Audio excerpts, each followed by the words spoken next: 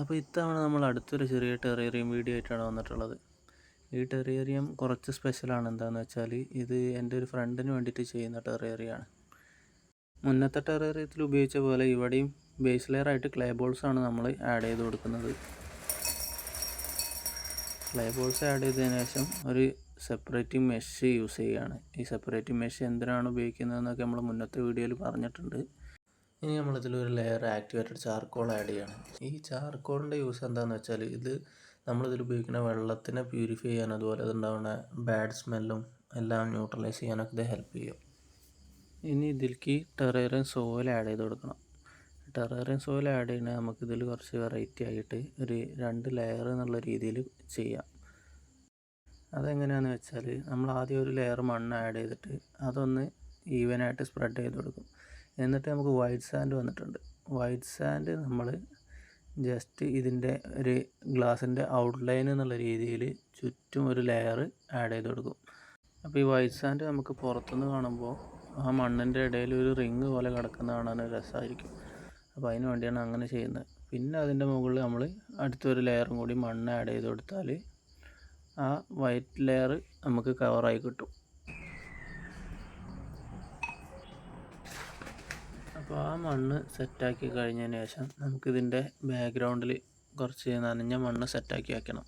അതെന്താണെന്ന് വെച്ചാൽ ഇവിടെ നമ്മൾ ഈ ടെറേറിയത്തിൽ ബാക്ക്ഗ്രൗണ്ടിൽ ഡ്രിഫ്റ്റ് ഔട്ടൊന്നും വെക്കുന്നില്ല. പകരം ഒരു റോക്കിൻ്റെ പീസാണ് നമ്മളെന്താ വെച്ചാൽ ലവ റോക്ക് പോലെ ഒരു കല്ല് കിട്ടിയിട്ടുണ്ട്. ആ റോക്കിൻ്റെ പീസാണ് നമ്മളിവിടെ വെച്ച് കൊടുക്കുന്നത്. അത് കഴിഞ്ഞാൽ നമുക്ക് മോസുകൾ സെറ്റ് ചെയ്യണം. ആ മോസിൻ്റെ കൂടെ നമുക്ക് 1-2 ചെറിയ മിനിയേച്ചർ പ്ലാന്റ് കൂടെ കിട്ടിയിട്ടുണ്ട് നമ്മുടെ ടെറേറിയത്തിൽ വെക്കാൻ വേണ്ടിയിട്ട്. ഓക്കെ, അപ്പോൾ നമുക്ക് ഈ ബാക്ക്ഗ്രൗണ്ടിൽ ആ കല്ല് വെച്ച ഏരിയയിൽ നമുക്ക് ഷീറ്റ് മോസാണ് വെക്കുന്നത്. ആ ഷീറ്റ് മോസ് നമുക്ക് അവിടെ ആവശ്യത്തിന് കട്ട് ചെയ്തെടുത്തിട്ട് ആ ബാക്ക്ഗ്രൗണ്ടിൽ ആ കല്ലിൻ്റെ ഇടയിലുള്ള ഏരിയകളൊക്കെ നമ്മൾ കവർ ചെയ്ത് വെച്ച് കൊടുക്കുക. നമ്മളിവിടെ ഈ പ്ലാന്റുകളൊക്കെ സെറ്റ് ചെയ്യാൻ കാര്യമായിട്ട് ഉപയോഗിക്കുന്നത് ഇങ്ങനത്തെ നീളമുള്ള സ്റ്റിക്കുകളാണ് കേട്ടോ. പിന്നെ ഈ കല്ലിൻ്റെ ഇടയിലുള്ള ബാക്കി വന്ന ഗ്യാപ്പുകളൊക്കെ നമ്മൾ ചെറിയ മോസുകൾ വെച്ചിട്ട് ഫില്ല് ചെയ്ത് കൊടുക്കുക. അപ്പോൾ ആ ബാക്ക്ഗ്രൗണ്ട് ഒരു കംപ്ലീഷൻ കിട്ടും, നമുക്ക് ഒരു ഫില്ലായ ഫീൽ കിട്ടും. പിന്നെ നമുക്ക് ഫ്രണ്ടിൽ കൊടുക്കാൻ വേണ്ടി കുറച്ച് പ്ലാന്റ് ഉള്ളത്, ഇതൊരു പെഡിലാന്തസ് കിട്ടിയിട്ടുണ്ട്. അതുപോലെ ഒരു ഫിറ്റോണിയൻ്റെ ചെറിയ പ്ലാന്റും കിട്ടിയിട്ടുണ്ട്. ഇത് നമുക്കിതിൽ സെറ്റ് ചെയ്ത് കൊടുക്കണം. പെഡിലാന്തസ് നമ്മൾ നേരെ ഈ കല്ലിൻ്റെ സൈഡിലൂടെ ആ കല്ലിന് ചാരി വരുന്ന രീതിയിൽ ഒന്ന് സെറ്റ് ചെയ്ത് കൊടുത്തിട്ടുണ്ട്. അതുപോലെ നമ്മളെ ഫിറ്റോണിയ നേരെ നമ്മളെ ഫ്രണ്ട് ഗ്രൗണ്ടിൽ, അതായത് ഫോർഗ്രൗണ്ടിൽ നമ്മൾ സെറ്റ് ചെയ്ത് കൊടുത്തു. ഇനി നമുക്ക് ബാലൻസ് വരുന്ന ഫ്രണ്ടിലെ ഏരിയ, അതായത് ഫോർഗ്രൗണ്ട് ഏരിയ ഈ സ്റ്റാർ മോസ് വെച്ചിട്ട് ഫില്ല് ചെയ്ത് കൊടുക്കണം. ഫ്രണ്ടിലും കൂടി മോസസ് വരുമ്പോൾ നമ്മളെ ടെറേറിയം മൊത്തത്തിലൊരു പച്ചപ്പ് ഫീൽ കിട്ടും. ഇത് നമ്മൾ മുന്നേ ചെയ്ത പോലെ ആ ഷീറ്റ് ആവശ്യത്തിന് കട്ട് ചെയ്തിട്ട് അതിൻ്റെ രീതിയിൽ സെറ്റ് ചെയ്ത് കൊടുക്കുക. നമ്മൾ വെക്കേണ്ട സ്ഥലത്തിന് ആവശ്യത്തിനനുസരിച്ച് കട്ട് ചെയ്തെടുത്തിട്ട് അവിടെ മെല്ലെ ഷീറ്റ് സെറ്റ് ചെയ്ത് കൊടുത്താൽ അപ്പോൾ ആ മൂസ് അവിടെ അടിപൊളിയായിട്ട് നിന്നോളും.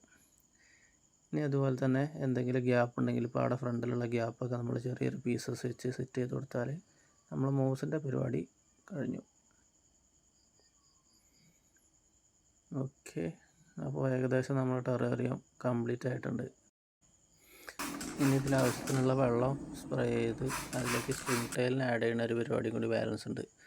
അതും കൂടി കഴിഞ്ഞാൽ നമ്മുടെ ടെറേറിയം കംപ്ലീറ്റ് ആയി. ഓക്കെ, അപ്പോൾ ഇനി ഇതുപോലുള്ള വീഡിയോസ് കാണാൻ വേണ്ടിയിട്ട് എല്ലാവരും സബ്സ്ക്രൈബ് ചെയ്ത് കൂടി പോളി.